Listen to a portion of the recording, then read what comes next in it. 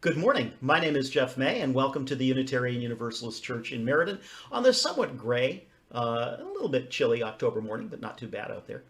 As we start to figure out what it is going to be like moving back into in-person services and figure out how those translate to what we do online, one of the things that we've been discovering is that sometimes the services that we're doing in person right now don't necessarily translate well to online streaming, and that's going to be the case today.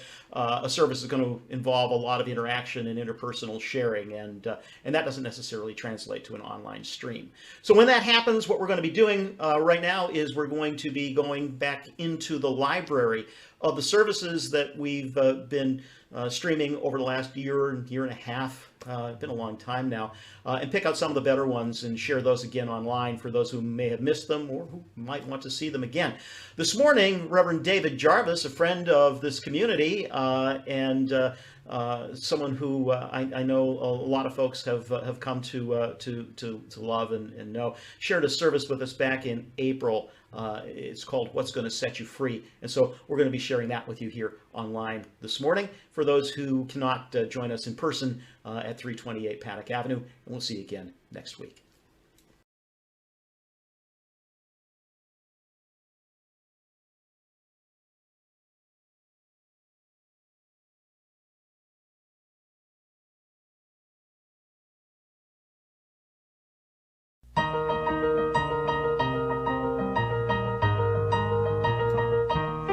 From the light of days remembered burns a beacon bright and clear, guiding hands and hearts and spirit into faith set free from fear. When the fire of commitment sets our mind and soul ablaze, when our hunger and our passion need to call us on our way, when we live with deep assurance of the flame that burns within, then our promise finds fulfillment and our future can begin.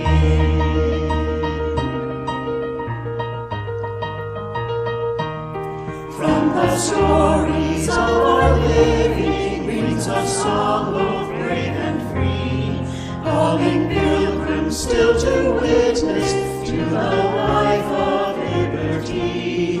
When the fire of commitment sets our mind and soul ablaze, when our hunger and our passion need to call us on our way, when we live with deep assurance of the flame that burns within, then our promise finds fulfillment and our future can begin.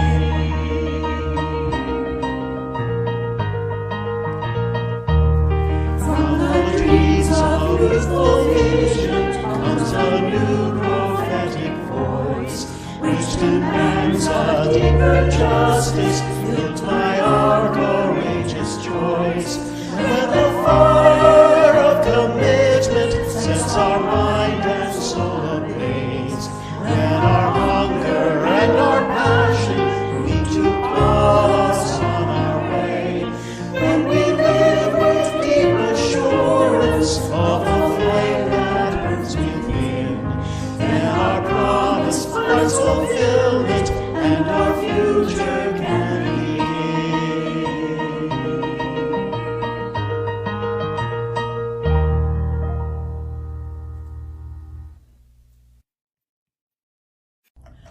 Look to this day, for it is life, the very life of life. In its brief course lies all of the verities, all of the realities of your existence, the bliss of growth, the glory of action, the splendor of beauty. For yesterday is already a dream, and tomorrow is only a vision. But today, well lived, makes every yesterday a dream of happiness and every tomorrow a vision of hope. Look well, therefore, to this day. Such is the salutation of the dawn.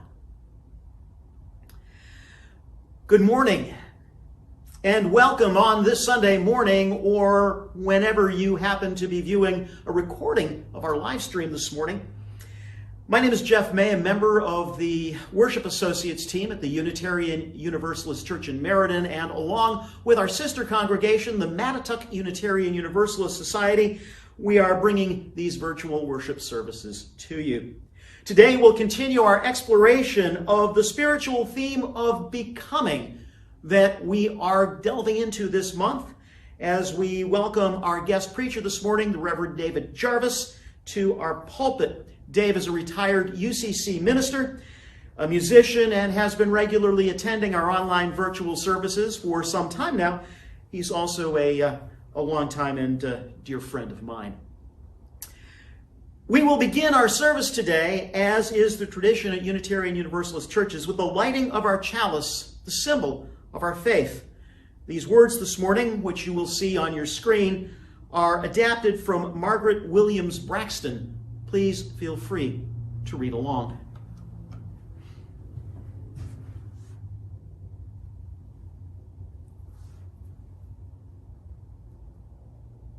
Once upon a time, I was.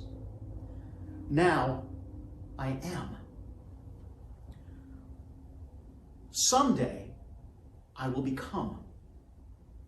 Once there was and now there is, soon there will be. And someday there surely shall be. Once upon a time we were, now we are. And someday, hallelujah, we shall surely become. Amen.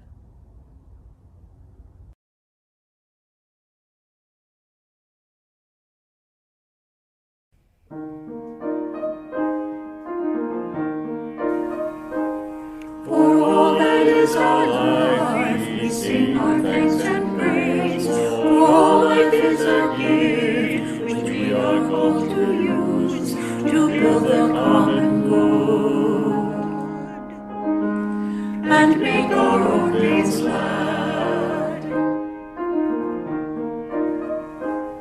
For needs which others serve, for services we give, for work and its rewards, for hours of rest and love, we come with praise and thanks. For all that is our life, for sorrow we must bear, for failures, pain and loss, for each new thing we learn, for fearful hours that pass, we come with praise and thanks. For all that is our life, for all that is our life, we sing our thanks and praise. For all life is a gift which we are called to use to build the common good and make our own days glad.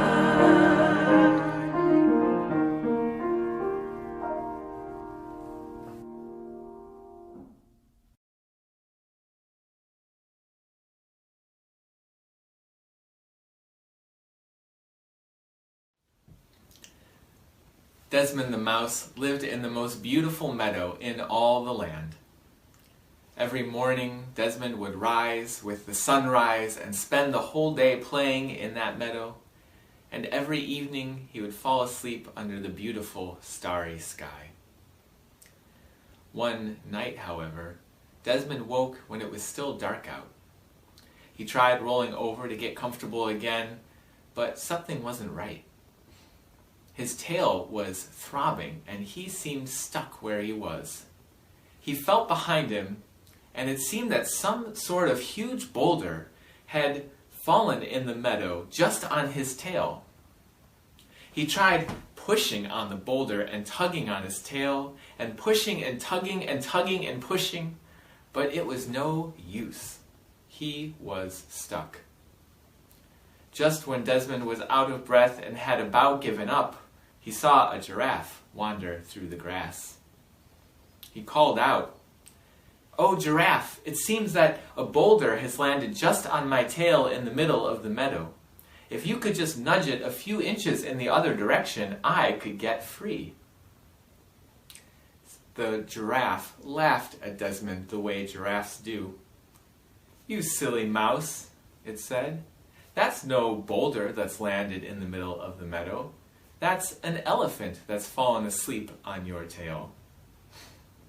"Well, this is good news," thought Desmond. "If you could just wake up the elephant and ask it to move just a few inches in the other direction, I could go free." "I don't know about that," said the giraffe. "You know what they say about letting sleeping elephants lie. I find it's best not to get involved in other animals' business. I find it's best to remain neutral in times like these." "Well," Desmond replied quietly, "I do not appreciate your neutrality." The giraffe wandered off and away, and Desmond tried calling out to the elephant this time to wake it up in the hopes that it might roll over just a few inches in the other direction. But his little mouse voice was just too far away from those giant elephant ears at the end of that giant elephant body. Again, Desmond tried pushing on the elephant and tugging on his tail, and tugging and pushing, but it was no use. He was stuck. Just when he was out of breath and had about given up again, he saw a gazelle wander by. "Oh, gazelle," he called out, "it seems that this elephant has fallen asleep just on my tail in the middle of the meadow. If you could wake it up and ask it to roll over just a few inches in the other direction, I could go free." "I don't know about that," said the gazelle. "You know what they say about letting sleeping elephants lie. I find it's best to remain neutral in times like these." The gazelle wandered off, and Desmond said almost to himself this time, "I do not appreciate your neutrality." One final time, Desmond tried pushing on that giant elephant body and tugging on his little mouse tail, and pushing and tugging and tugging and pushing until he had just about given up for the last time, when he saw a mouse wander by through the grass. He called out, and the mouse ran over to introduce himself. "My name is Nelson. What seems to be the problem?" Desmond explained the situation, and right away Nelson ran over to the other end of that giant elephant body and called up to those giant elephant ears. "Excuse me, it seems you've fallen asleep just on my friend's tail in the middle of the meadow. If you could just roll over a few inches in the other direction, he could get free." But, well, that giant elephant body didn't budge, because those ears were just too far away from Nelson's little voice at the other end of that giant elephant head. Nelson ran back to Desmond and said, "I think I've got an idea. Stay right here." And he ran off, leaving Desmond alone. But eventually he came back, and he came back with a whole group of other mice. He had found 3 mouse friends, and each of them had found another 3 friends. And together the whole group of them ran all the way back to that giant elephant head. And one by one they crawled up the side, each on the shoulders of the other. By working together, they formed a whole mouse ladder up the back of that giant elephant head until eventually Nelson climbed all the way up upon the shoulders of his friends, and he called out right down into that giant elephant ear, "Excuse me! It seems you've fallen asleep on my friend's tail in the middle of the meadow. If you could just roll over a few inches in the other direction, he could go free." The elephant said, "Mm," and then rolled over just a few inches in the other direction. Nelson and his new friends climbed back down onto the ground, and they found Desmond, and the whole lot of them spent the rest of the day playing together in that beautiful meadow. Archbishop Desmond Tutu has said, "If you say you are neutral in situations of injustice, you have already taken sides with the powerful. He said if an elephant is standing on the tail of a mouse, the mouse will not appreciate your neutrality. As Unitarian Universalists, being a covenantal faith means we're in relationship together, that our relationships and being in community, creating beloved community, is our highest calling. And that means that we take sides. We take sides for justice. We take sides for equity and for compassion. And by doing that, we make the world a better place, by acting out our values and doing it by working together in community. May it be so, and may we make it so.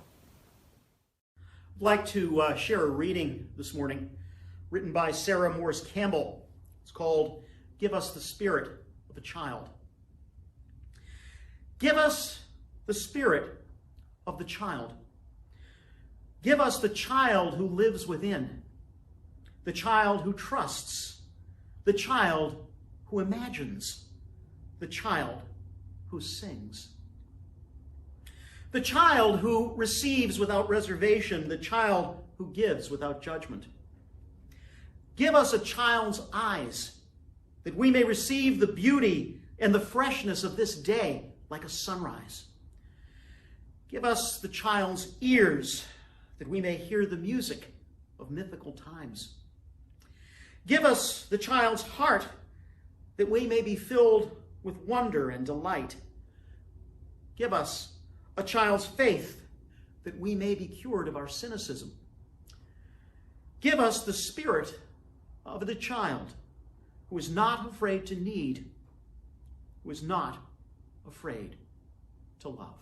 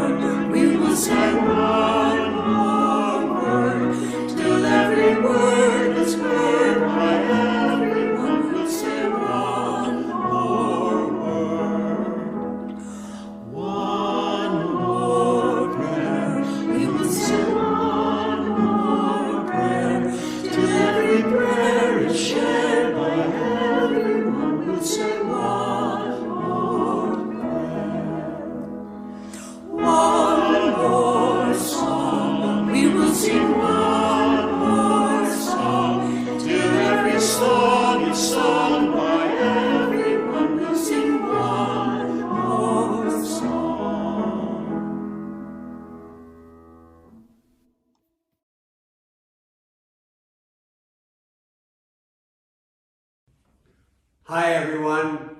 I was delighted to be asked to bring you a message this morning. My name is Dave Jarvis, and I've been coming to your wonderful parish for quite a few months now. And so I'm offering you a message which is called What's Going to Set You Free, in our theme of becoming for the month of April. So what's going to set you free? Several years ago, when I was driving down to New London, I noticed some writing underneath a bridge. How young people got up there to paint this little sign, I have no idea. But there was no way you could miss underneath the bridge the words that were written in bold white paint. What's gonna set you free? Now there's a question. There's a question. What is going to set me free? What's keeping me from being the person I want to be? What's keeping me from being the person I want to become? There's our word, our theme, become. A great action verb. A great action verb if I ever heard one. To become. I become. You become. he, she, it becomes. We become. You all become. They become. What keeps me from becoming? Pure and simple, what hinders my personal growth and my development as a person is fear. More than anything, it's fear. There may be others, but for me, just plain old everyday anxiety is enough to stunt my development from being a whole person. Always has, always will. The irony about this is that no matter what spiritual master I may study, what religious leader I may follow, whatever system I may read, whatever organization I may belong to, pretty much they all say, love your fellow humans, or the golden rule, and don't be afraid. Fear not. You're going to be okay. Without fail, they all say the same thing. There's nothing that happens that can't be handled. Sadly, however, regardless, I believe I'm a slave to my fears. And it keeps me from becoming. Over 40 years ago, when I was a young pastor, I had faith, but was also plagued by many fears.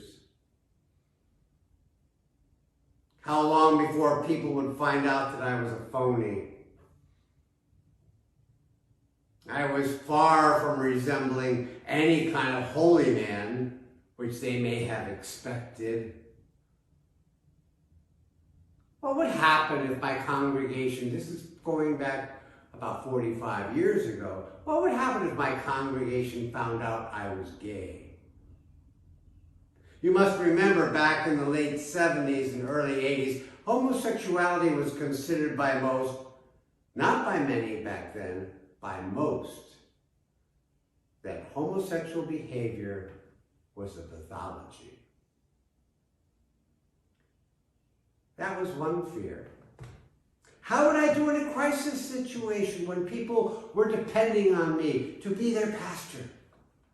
I exhausted myself with worry. The spiritual understanding that I was going to be okay somehow evaded me.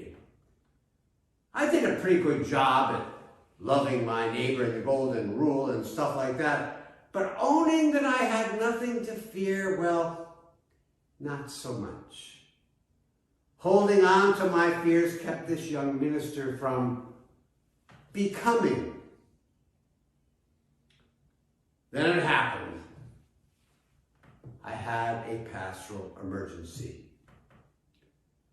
A 2-year-old boy accidentally pulled a pot of scalding hot water off of the top of a wood stove and got very badly burned where the water had splashed on part of his face and chest. These were the days of the energy crisis in the 70s when many families augmented their oil burners with wood stoves. Especially in the northwest corner of Connecticut where I was serving a church where there was abundance of wood. Imagine the mother, what would I say to her? Her back was turned only for a second. Yet I'm sure she's still feeling negligent. The boy who did not understand the gravity of what happened, let alone the pain. The boy and his mother were flown by helicopter from Canaan to the Shriners Burn Center in Boston. I hopped in my car, armed with goodies provided by the church ladies. Hey, they knew how hungry I could get on a 3-hour drive. And I made my way to the Massachusetts Turnpike. All the while I was overcome with inadequacy. I was not worthy to minister to these people. I was a phony. Maybe I'd say something inappropriate and stupid. Some clergy are real jerks, you know. You know it, and I know it. And I didn't want to be a jerk. I didn't want to be one of those jerk kind of preachers. I wanted to be humble. I wanted to comfort. I wanted to let them know they were going to be okay, but I remember praying with my eyes open on the road. As a pastor, it was time for me to fish or cut bait. I remember parking in the parking area reserved for clergy. I entered the hospital and took the elevator to the 6th floor where Tommy and his mom would be. And as the elevator door opened, I immediately saw a young woman kneeling on the floor with her arms extended.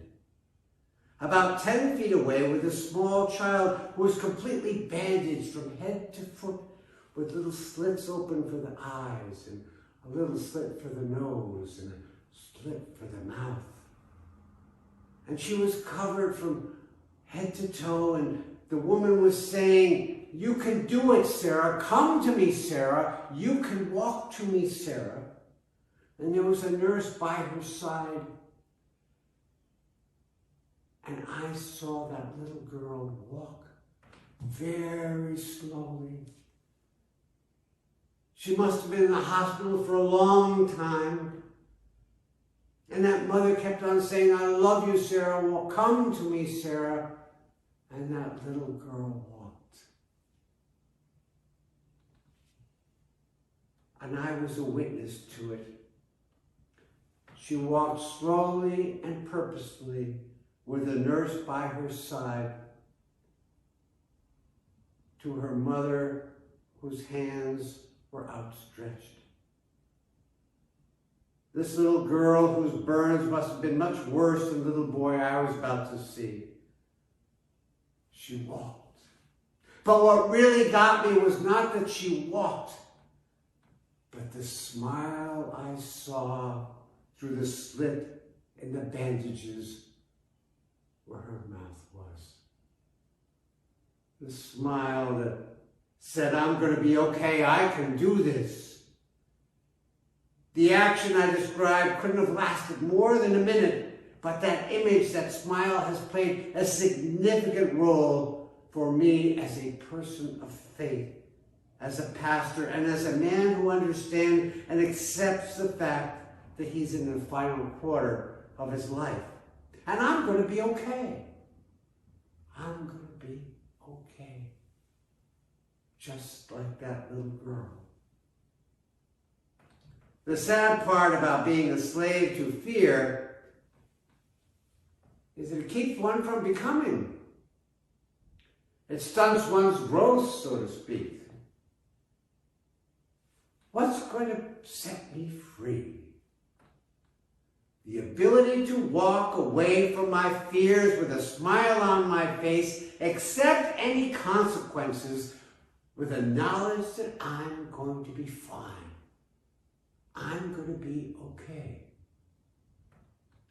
The message of every spiritual leader I have ever read or heard can be broken down to this common denominator: the golden rule, and you're going to be okay. Well, one might say that may work for some people,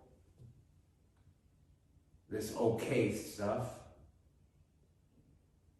But what if you're totally incapacitated? What if you're sick? Maybe you've got cancer. What does being okay say to those people? Maybe you're dying. Maybe you're close to someone who's dying. I can't imagine anything worse than a parent losing a child, though sadly I'm sure there are such things. Living in a concentration camp, trying to survive on the streets of Calcutta if you're poor. We could have a field day calling up the misery of this world. But remarkably, the answer doesn't change. You're going to be okay. That's part of becoming, is owning you're going to be okay. Because being okay does not mean the absence of struggle. Being okay does not mean the absence of suffering. For me, being okay contains the eternal nature of divine love. And of course, cognitively knowing and owning that are two different things. Knowing that God's love surrounds you. Fear is a great manipulator. Scare people to death with lies. Scare people to death with exaggerations. And then present yourself as a savior.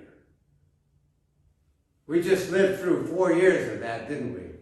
But I'm not going to go there. You know what I'm talking about.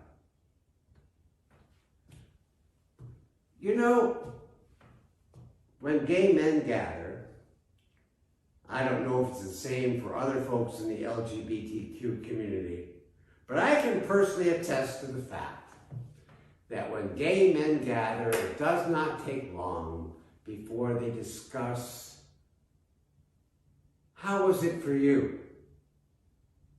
Meaning coming out. How was it?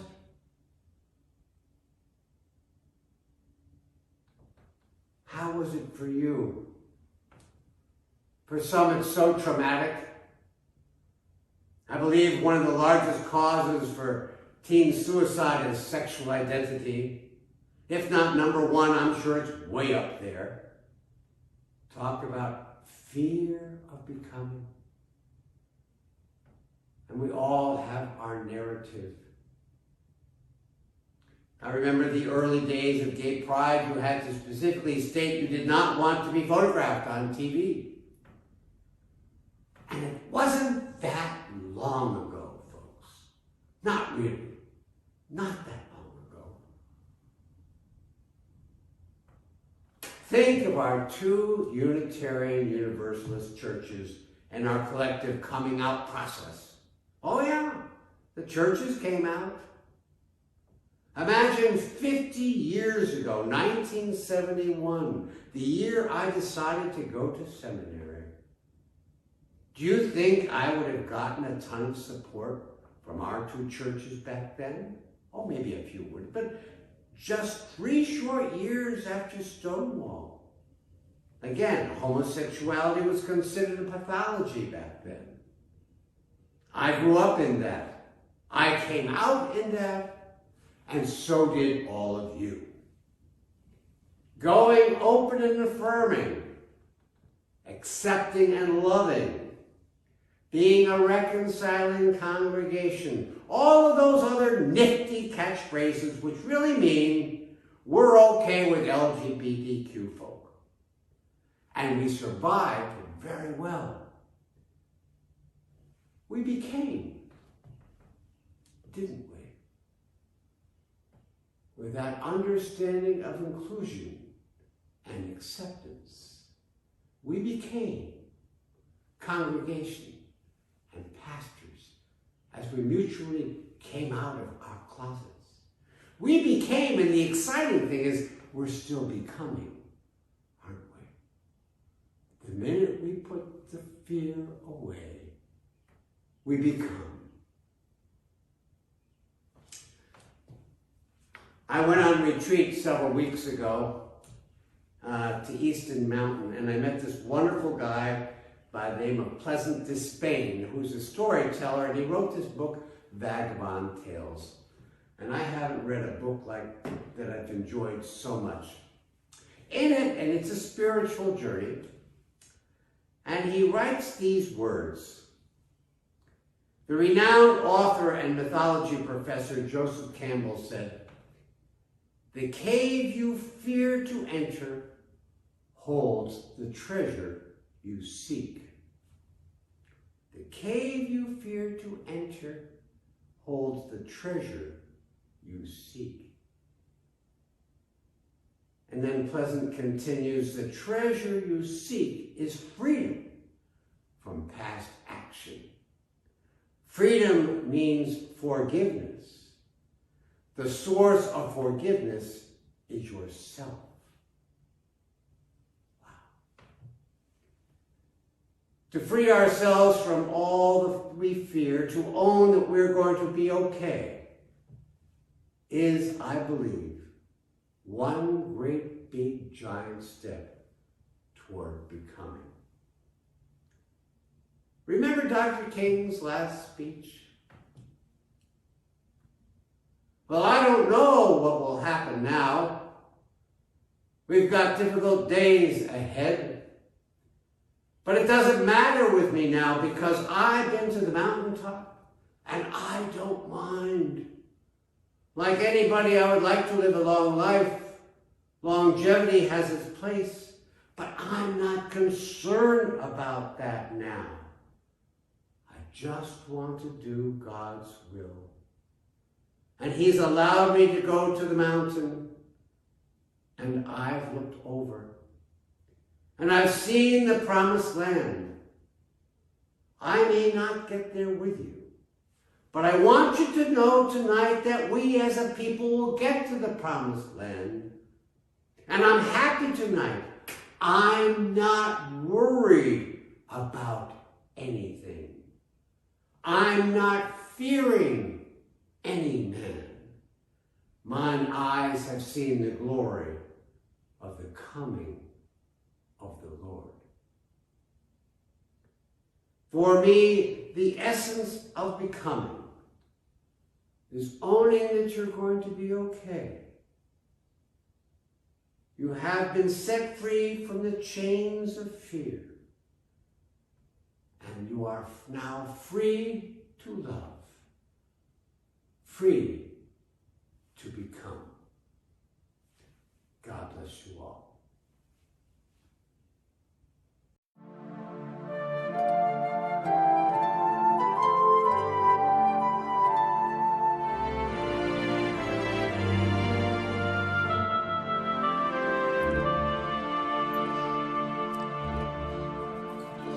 My blood doth rise in the roots of yon oak, her sap doth run in my veins. Boundless my soul like the open sky, where the stars forever have lain. Where the stars, where the stars, where the stars forever have lain. My hands hold the weavings of time without end, my sight as deep as the sea. Beating my heart tells the measures of all that of love's eternity. That of love, that of love, that of love's eternity. I feel the tides as they answer the moon, rushing on a far distant sand. Winging my song is the wind of my breast, and my love blows over the land. And my love, and my love, and my love blows over the land. My foot carries days of the old into new. Our dreaming shows us the way. Wondrous our faith settles deep in the earth, rising green to bring a new day. Rising green, rising green, rising green to bring a new day.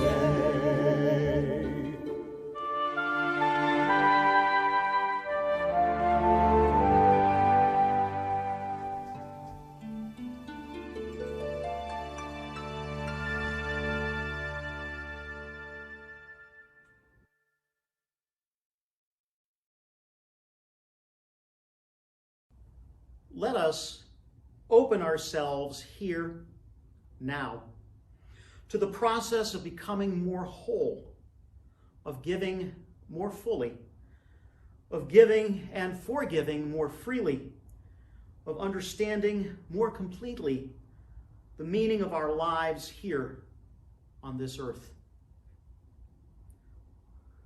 We take this moment to light candles here in our sanctuary at home where you are, candles that are aflame in reality, the candles that we light in our heart. We light candles this morning for all those whose lives who have been lost or altered due to COVID-19. Those living on the autism spectrum and those who are in need of learning more about autism. We light candles for our transgender friends and family living bold, brave, authentic lives. We light candles for those suffering from disease and illness, both visible and invisible. We light candles for those whose lives have been lost due to the evils of white supremacy and patriarchy.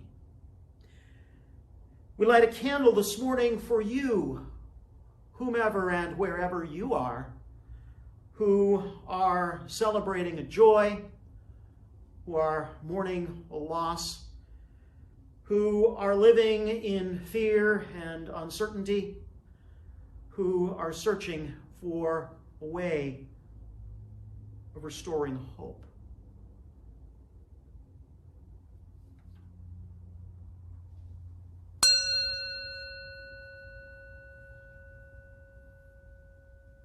Breathing in, I am aware of my pain. Breathing out, I am aware that I am not my pain. Breathing in, I'm aware of my past. Breathing out, I am aware that I am not my past. Breathing in, I am aware of my anger. Breathing out, I am aware that I am not my anger. Breathing in, I am aware of my despair. Breathing out, I am aware that I am not my despair. Breathing in, I am aware of peace. Breathing out, I am aware that I am worthy of peace. Breathing in, I am aware of love. Breathing out, I am aware that I am worthy of love. Breathing in, I am aware of joy. Breathing out, I am aware that I am an agent of joy. Breathing in, I am aware of hope. Breathing out, I am aware that I am an agent of hope. Breathing in, I am aware.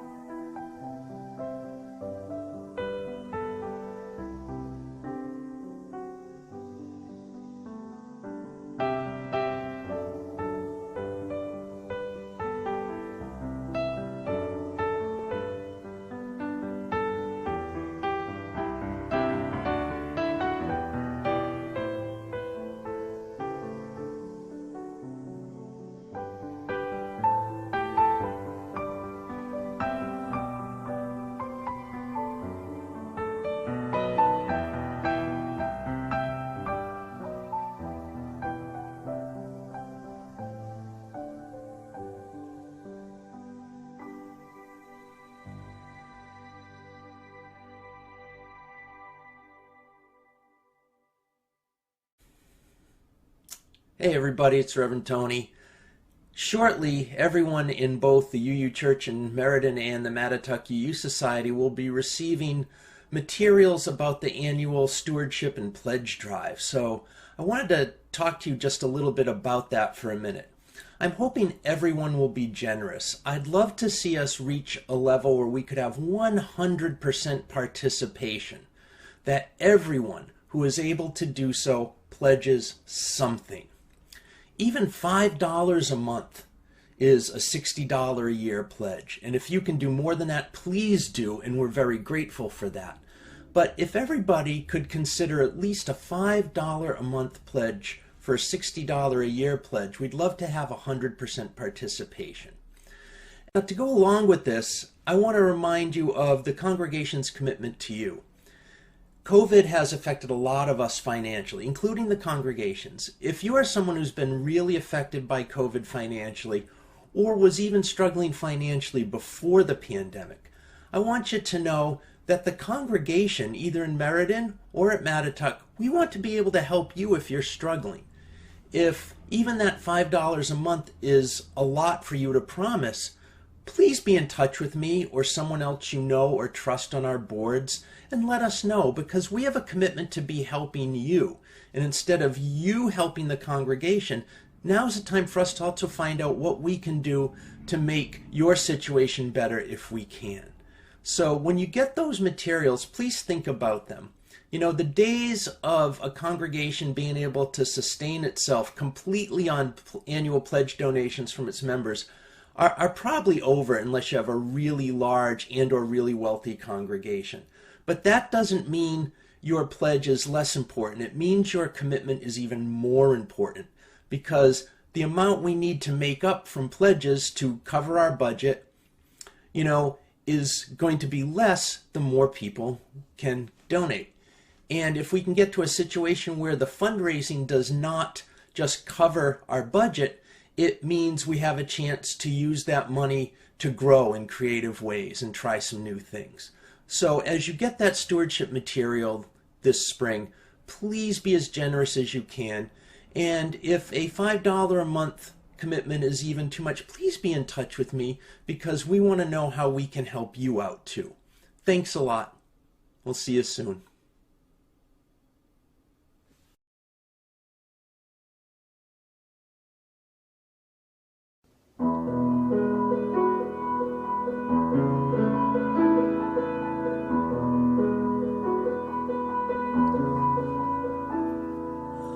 Below me I feel no motion, standing on these mountains and plains, far away from the rolling ocean. Still my dry land heart can say, I've been sailing all my life now, never harbor or port have I known. The wide universe is the ocean I travel, and the earth is my blue boat home.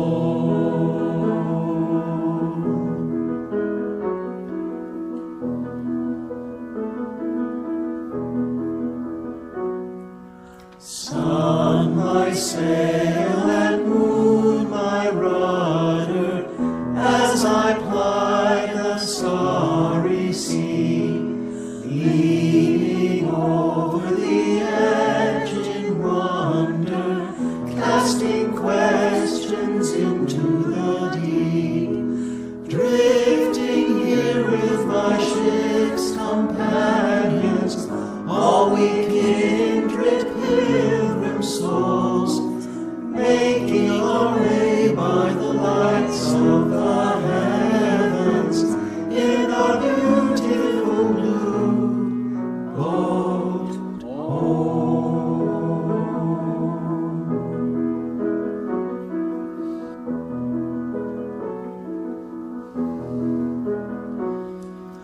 I give thanks to the waves upholding me, hail the great winds urging me on, greet the sea before me, sing the sky my sailor's song. I was born along the fathoms, never harbor or port have I known. The wide universe is the ocean I travel, and the earth is bright blue.